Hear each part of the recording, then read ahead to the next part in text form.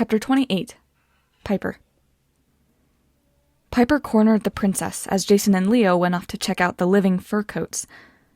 "You want them shopping for their deaths?" Piper demanded. The princess blew dust off a display case of swords. "I'm a seer, my dear. I know your little secret. But we don't want to dwell on that, do we? The boys are having such fun." Leo laughed as he tried on a hat that seemed to be made from enchanted raccoon fur. Its ringed tail twitched, and its little legs wiggled frantically as Leo walked. Jason was ogling the men's sportswear. Boys interested in shopping for clothes? A definite sign they were under an evil spell.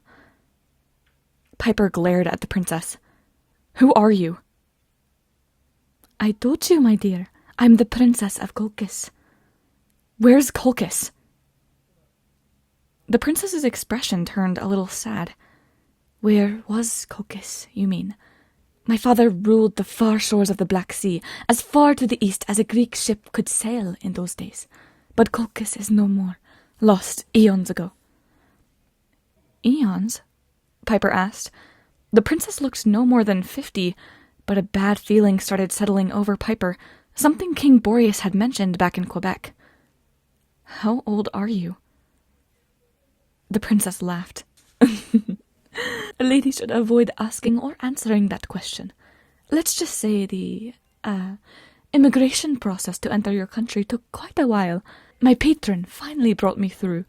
She made all this possible." The princess swept her hand around the department store. Piper's mouth tasted like metal. "Your patron?" "Oh, yes. She doesn't just bring anyone through, mind you. Only those who have special talents, such as me. And really, she insists on so little.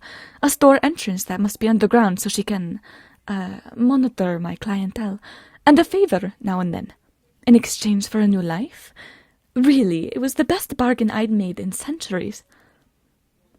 "Run," Piper thought. "We have to get out of here." But before she could even turn her thoughts into words, Jason called, "Hey, check it out." From a rack labeled distressed clothing, he held up a purple t-shirt like the one he'd worn on the school field trip, except this shirt looked as if it had been clawed by tigers. Jason frowned. Why does this look so familiar?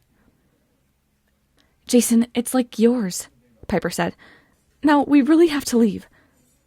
But she wasn't sure he could even hear her anymore through the princess's enchantment. "Nonsense," the princess said. "The boys aren't done, are they? And yes, my dear, those shirts are very popular. Trade-ins from previous customers. It suits you." Leo picked up an orange Camp Half-Blood tee with a hole through the middle, as if it had been hit by a javelin. Next to that was a dented bronze breastplate pitted with corrosion. Acid, maybe? And a Roman toga slashed to pieces and stained with something that looked disturbingly like dried blood. "Your Highness," Piper said, trying to control her nerves, "why don't you tell the boys how you betrayed your family? I'm sure they'd like to hear that story." Her words didn't have any effect on the princess, but the boys turned, suddenly interested. "More story?" Leo asked. "I like more story," Jason agreed. The princess flashed Piper an irritated look. "Oh, one will do strange things for love, Piper. You should know that. I fell for that young hero, in fact, because your mother, Aphrodite, had me under a spell. If it wasn't for her... But I can't hold a grudge against a goddess, can I?" The princess's tone made her meaning clear. "I can take it out on you." "But that hero took you with him when he fled Colchis," Piper remembered. "Didn't he, Your Highness? He married you just as he promised." The look in the princess's eyes made Piper want to apologize, but she didn't back down. "At first," Her Highness admitted, "it seemed he would keep his word. But even after I helped him steal my father's treasure, he still needed my help. As we fled, my brother's fleet came after us. His warships overtook us. He would have destroyed us, but I convinced my brother to come aboard our ship first and talk under a flag of truce. He trusted me." "And you killed your own brother," Piper said, the horrible story all coming back to her, along with a name, an infamous name that began with the letter M. "What?" Jason stirred. For a moment, he looked almost like himself. Killed your own... No, the princess snapped. Those stories are lies. It was my new husband and his men who killed my brother, though they couldn't have done it without my deception. They threw his body into the sea, and the pursuing fleet had to stop and search for it so they could give my brother a proper burial. This gave us time to get away. All this I did for my husband, and he forgot our bargain. He betrayed me in the end. Jason still looked uncomfortable. What did he do? The princess held the sliced-up toga against Jason's chest, as if measuring him for an assassination. Don't you know the story, my boy? You, of all people, should. You were named for him. Jason, Piper said. The original Jason. But then you should be dead. The princess smiled. As I said, a new life in a new country. Certainly, I made mistakes. I turned my back on my own people. I was called a traitor, a thief, a liar, a murderess. But I acted out of love. She turned to the boys and gave them a pitiful look, batting her eyelashes. Piper could feel the sorcery washing over them, taking control more firmly than ever. Wouldn't you do the same for someone you loved, my dears? Oh, sure, Jason said. Okay, Leo said. Guys! Piper ground her teeth in frustration. Don't you see who she is? Don't you... Let's continue, shall we? The princess said breezily. I believe you wanted to talk about the price for the storm spirits and your satyr. Leo got distracted on the second floor with the appliances. No way, he said. Is that an armored forge? Before Piper could stop him, he hopped off the escalator and ran over to a big oval oven that looked like a barbecue on steroids. When they caught up with him, the princess said, You have good taste. This is the H2000, designed by Hephaestus himself, hot enough to melt celestial bronze or imperial gold. Jason flinched as if he recognized the term. Imperial gold? The princess nodded. Yes, my dear, like that weapon so cleverly concealed in your pocket. To be properly forged, imperial gold had to be consecrated in the Temple of Jupiter on Capitoline Hill in Rome. Quite a powerful and rare metal, but like the Roman emperors, quite volatile. Be sure never to break that blade. She smiled pleasantly. Rome was after my time, of course, but I do hear stories. And now, over here, this golden throne is one of my finest luxury items. Hephaestus made it as a punishment for his mother, Hera. Sit in it, and you'll be immediately trapped. Leo apparently took this as an order. He began walking toward it in a trance. Leo, don't! Piper warned. He blinked. How much for both? Oh, the seat I could let you have for 5 great deeds. The forge, 7 years of servitude. And for only a bit of your strength. She led Leo into the appliance section, giving him prices on various items. Piper didn't want to leave him alone with her, but she had to try reasoning with Jason. She pulled him aside and slapped him across the face. Ow, he muttered sleepily. What was that for? Snap out of it, Piper hissed. What do you mean? She's charm-speaking you. Can't you feel it? He knit his eyebrows. She seems okay.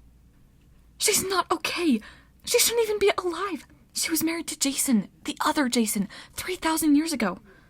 Remember what Boreas said? Something about the souls no longer being confined to Hades? It's not just monsters who can't stay dead. She's come back from the underworld. Jason shook his head uneasily. She's not a ghost.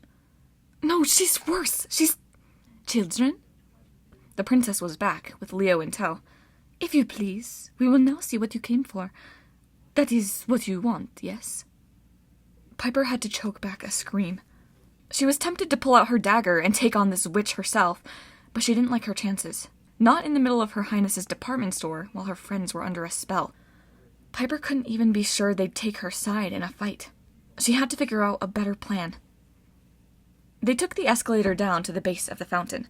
For the first time, Piper noticed 2 large bronze sundials, each about the size of a trampoline, inlaid on the marble tile floor to the north and south of the fountain. The gilded, oversized canary cages stood to the east and west, and the farthest one held the storm spirits. They were so densely packed, spinning around like a super concentrated tornado, that Piper couldn't tell how many there were. Dozens, at least. "Hey," Leo said. "Coach Hedge looks okay." They ran to the nearest canary cage. The old satyr seemed to have been petrified at the moment he was sucked into the sky above the Grand Canyon. He was frozen mid-shout, his club raised over his head like he was ordering the gym class to drop and give him 50. His curly hair stuck up at odd angles. If Piper just concentrated on certain details, the bright orange polo shirt, the wispy goatee, the whistle around his neck, she could imagine Coach Hedge as his good old annoying self. But it was hard to ignore the stubby horns on his head and the fact that he had furry goat legs and hooves instead of workout pants and Nikes. "Yes," the princess said, "I always keep my wares in good condition. We can certainly barter for the storm spirits and the satyr. A package deal. If we come to terms, I'll even throw in the vial of healing potion, and you can go in peace." She gave Piper a shrewd look. "That's better than starting unpleasantness, isn't it, dear?" "Don't trust her," warned a voice in her head. If Piper was right about this lady's identity, nobody would be leaving in peace. A fair deal wasn't possible. It was all a trick. But her friends were looking at her, nodding urgently and mouthing, "Say yes." Piper needed more time to think. "We can negotiate," she said. "Totally," Leo agreed. "Name your price." "Leo!" Piper snapped. The princess chuckled. "Name my price. Perhaps not the best haggling strategy, my boy, but at least you know a thing's value. Freedom is very valuable indeed. You would ask me to release the satyr who attacked my storm spirits." "Who attacked us?" Piper interjected. Her Highness shrugged. "As I said, my patron asks me for small favors from time to time. Sending the storm spirits to abduct you, that was one. I assure you it was nothing personal, and no harm done, as you came here, in the end, of your own free will. At any rate, you want the satyr freed, and you want my storm spirits, who are very valuable servants, by the way, so you can hand them over to that tyrant Aeolus. Doesn't seem quite fair, does it? The price will be high." Piper could see that her friends were ready to offer anything, promise anything. Before they could speak, she played her last card. "You're Medea," she said. "You helped the original Jason steal the Golden Fleece. You're one of the most evil villains in Greek mythology. Jason, Leo, don't trust her." Piper put all the intensity she could gather into those words. She was utterly sincere, and it seemed to have some effect. Jason stepped away from the sorceress. Leo scratched his head and looked around like he was coming out of a dream. "What are we doing again?" "Boys." The princess spread her hands in a welcoming gesture. Her diamond jewelry glittered, and her painted fingers curled like blood-tipped claws. "It's true, I'm Medea, but I'm so misunderstood. Oh, Piper, my dear, you don't know what it was like for women in the old days. We had no power, no leverage. Often we couldn't even choose our own husbands. But I was different. I chose my own destiny by becoming a sorceress. Is that so wrong? I made a pact with my Jason, my help to win the fleece in exchange for his love. A fair deal. He became a famous hero. Without me, he would have died unknown on the shores of Caucasus." Jason, Piper's Jason, scowled. "Then you really did die 3,000 years ago? You came back from the underworld?" "Death no longer holds me, young hero," Medea said. "Thanks to my patron, I'm flesh and blood again." "You reformed?" Leo blinked. "Like a monster?" Medea spread her fingers, and steam hissed from her nails, like water splashed on hot iron. "You have no idea what's happening, do you, my dears? It is so much worse than a stirring of monsters from Tartarus. My patron knows that giants and monsters are not her greatest servants. I am mortal. I learned from my mistakes, and now that I have returned to the living, I will not be cheated again. Now, here is my price for what you ask." "Guys," Piper said, "the original Jason left Medea because she was crazy and bloodthirsty." "Lies," Medea said. "On the way back from Colchis, Jason's ship landed at another kingdom, and Jason agreed to dump Medea and marry the king's daughter. After I bore him 2 children, Medea said. Still he broke his promise. I ask you, was that right?" Jason and Leo dutifully shook their heads, but Piper wasn't through. "It may not have been right," she said, "but neither was Medea's revenge. She murdered her own children to get back at Jason. She poisoned his new wife and fled the kingdom." Medea snarled. "An invention to ruin my reputation. The people of Corinth, that unruly mob, killed my children and drove me out. Jason did nothing to protect me. He robbed me of everything. So yes, I sneaked back into the palace and poisoned his lovely new bride. It was only fair, a suitable price." "You're insane," Piper said. "I am the victim," Medea wailed. "I died with my dreams shattered, but no longer. I know now not to trust heroes. When they come asking for treasures, they will pay a heavy price, especially when the one asking has the name of Jason." The fountain turned bright red. Piper drew her dagger, but her hand was shaking almost too badly to hold it. "Jason, Leo, it's time to go. Now." "Before you've closed the deal?" Medea asked. "What of your quest, boys? And my price is so easy. Did you know this fountain is magic? If a dead man were to be thrown into it, even if he was chopped to pieces, he would pop back out fully formed, stronger and more powerful than ever." "Seriously?" Leo asked. "Leo, she's lying," Piper said. "She did that trick with somebody before. A king, I think. She convinced his daughters to cut him to pieces so he could come out of the water young and healthy again, but it just killed him." "Ridiculous," Medea said, and Piper could hear the power charged in every syllable. "Leo, Jason, my price is so simple. Why don't you two fight? If you get injured or even killed, no problem. We'll just throw you into the fountain and you'll be better than ever. You do want to fight, don't you? You resent each other." "Guys, no!" Piper said, but they were already glaring at each other, as if it was just dawning on them how they really felt. Piper had never felt more helpless. Now she understood what real sorcery looked like. She'd always thought magic meant wands and fireballs, but this was worse. Medea didn't just rely on poisons and potions. Her most potent weapon was her voice. Leo scowled. "Jason's always the star. He always gets the attention and takes me for granted." "You're annoying, Leo," Jason said.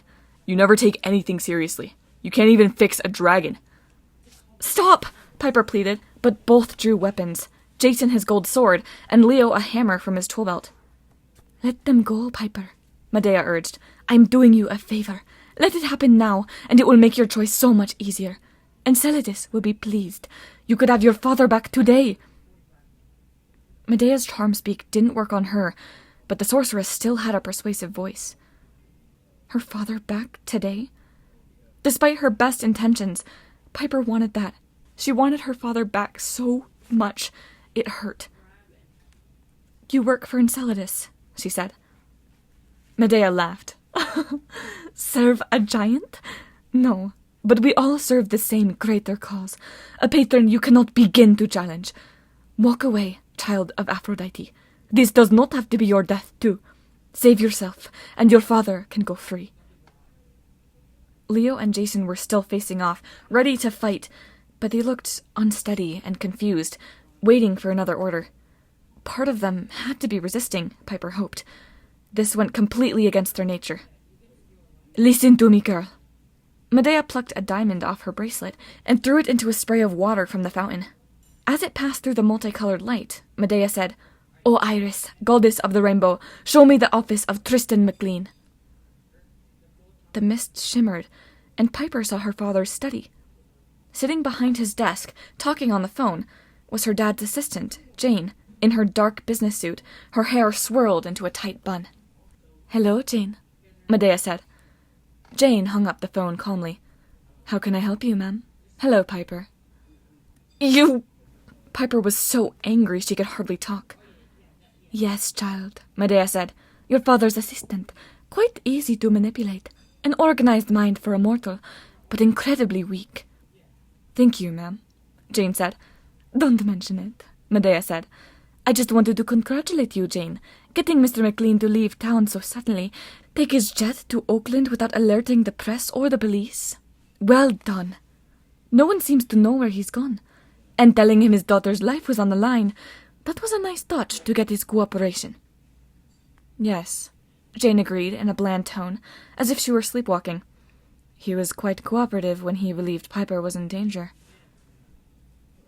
Piper looked down at her dagger. The blade trembled in her hand. She couldn't use it for a weapon any better than Helen of Troy could, but it was still a looking-glass, and what she saw in it was a scared girl with no chance of winning. "I may have new orders for you, Jane," Medea said. "If the girl cooperates, it may be time for Mr. McLean to come home. Would you arrange a suitable cover story for his absence, just in case? And I imagine the poor man will need some time in a psychiatric hospital." "Yes, ma'am. I will stand by." The image faded, and Medea turned to Piper. "There, you see?" "You lured my dad into a trap," Piper said. "You helped the giant—" "Oh, please, dear. You'll work yourself into a fit. I've been preparing for this war for years, even before I was brought back to life. I'm a seer, as I said. I can tell the future as well as your little oracle. Years ago, still suffering in the fields of punishment, I had a vision of the seven in your so-called great prophecy. I saw your friend Leo here, and saw that you would be an important enemy someday. I stirred the consciousness of my patron, gave her this information, and she managed to wake just a little, just enough to visit him." "Leo's mother," Piper said. "Leo, listen to this! She helped get your mother killed!" "Uh-huh," Leo mumbled, in a daze. He frowned at his hammer. "So, I just attack Jason? That's okay?" "Perfectly safe," Medea promised. "And Jason, strike him hard. Show me you are worthy of your namesake." "No!" Piper ordered. She knew it was her last chance. "Jason, Leo, she's tricking you. Put down your weapons." The sorceress rolled her eyes. "Please, girl, you're no match for me. I trained with my aunt, the immortal Circe. I can drive men mad or heal them with my voice. What hope do these puny young heroes have against me? Now, boys, kill each other." "Jason, Leo, listen to me!" Piper put all of her emotion into her voice. For years she'd been trying to control herself and not show weakness, but now she poured everything into her words, her fear, her desperation, her anger. She knew she might be signing her dad's death warrant, but she cared too much about her friends to let them hurt each other. "Medea is charming you. It's part of her magic. You are best friends. Don't hurt each other. Fight her." They hesitated, and Piper could feel the spell shatter. Jason blinked. "Leo, was I just about to stab you? Something about my mother?" Leo frowned, then turned toward Medea. You're working for Dirtwoman. You sent her to the machine shop." He lifted his arm. "Lady, I got a 3-pound hammer with your name on it." "Ugh!" Medea sneered. "I'll simply collect payment another way." She pressed one of the mosaic tiles on the floor, and the building rumbled. Jason swung his sword at Medea, but she dissolved into smoke and reappeared at the base of the escalator. "You're slow, hero?" She laughed. "Take your frustration out on my pets." Before Jason could go after her, the giant bronze sundials at either end of the fountain swung open. 2 snarling gold beasts, flesh and blood winged dragons, crawled out from the pits below. Each was the size of a camper van, maybe not large compared to Festus, but large enough. "So that's what's in the kennels," Leo said meekly. The dragons spread their wings and hissed. Piper could feel the heat coming off their glittering skin. One turned his angry orange eyes on her. "Don't look them in the eye," Jason warned. "They'll paralyze you." "Indeed." Medea was leisurely riding the escalator up, leaning against the handrail as she watched the fun. "These 2 dears have been with me a long time. Sun dragons, you know. Gifts from my grandfather Helios. They pulled my chariot when I left Corinth, and now they will be your destruction. Ta-ta." The dragons lunged. Leo and Jason charged to intercept. Piper was amazed how fearlessly the boys attacked, working like a team who had trained together for years. Medea was almost to the 2nd floor, where she'd be able to choose from a wide assortment of deadly appliances. "Oh, no, you don't," Piper growled, and took off after her. When Medea spotted Piper, she started climbing in earnest. She was quick for a 3,000-year-old lady. Piper climbed at top speed, taking the steps 3 at a time, and still couldn't catch her. Medea didn't stop at floor 2. She hopped the next escalator and continued to ascend. The potions, Piper thought. Of course that's what she would go for. She was famous for potions. Down below, Piper heard the battle raging. Leo was blowing his safety whistle, and Jason was yelling to keep the dragon's attention. Piper didn't dare look, not while she was running with a dagger in her hand. She could just see herself tripping and stabbing herself in the nose. That would be super heroic. She grabbed a shield from an armored mannequin on floor 3 and continued to climb. She imagined Coach Hedge yelling in her mind, just like back in gym class at Wilderness School. "Move it, McLean! You call that escalator climbing?" She reached the top floor, breathing hard, but she was too late. Medea had reached the potions counter. The sorceress grabbed a swan-shaped vial, the blue one that caused painful death, and Piper did the only thing that came to mind. She threw her shield. Medea turned triumphantly just in time to get hit in the chest by a 50-pound metal frisbee. She stumbled backward, crashing over the counter, breaking vials and knocking down shelves. When the sorceress stood from the wreckage, her dress was stained a dozen different colors. Many of the stains were smoldering and glowing. "Fool!" Medea wailed. "Do you have any idea what so many potions will do when mixed?" "Kill you?" Piper said hopefully. The carpet began to steam around Medea's feet. She coughed, and her face contorted in pain. Or was she faking? Below, Leo called, "Jason, help!" Piper risked a quick look and almost sobbed in despair. One of the dragons had Leo pinned to the floor. It was baring its fangs, ready to snap. Jason was all the way across the room, battling the other dragon, much too far away to assist. "You've doomed us all!" Medea screamed. Smoke was rolling across the carpet as the stains spread, throwing sparks and setting fires in the clothing racks. "You have only seconds before this concoction consumes everything and destroys the building. There's no time." Crash! The stained glass ceiling splintered in a rain of multicolored shards, and Festus the bronze dragon dropped into the department store. He hurtled into the fray, snatching up a sun dragon in each claw. Only now did Piper appreciate just how big and strong their metal friend was. "That's my boy!" Leo yelled. Festus flew halfway up the atrium, then hurled the sun dragons into the pits they'd come from.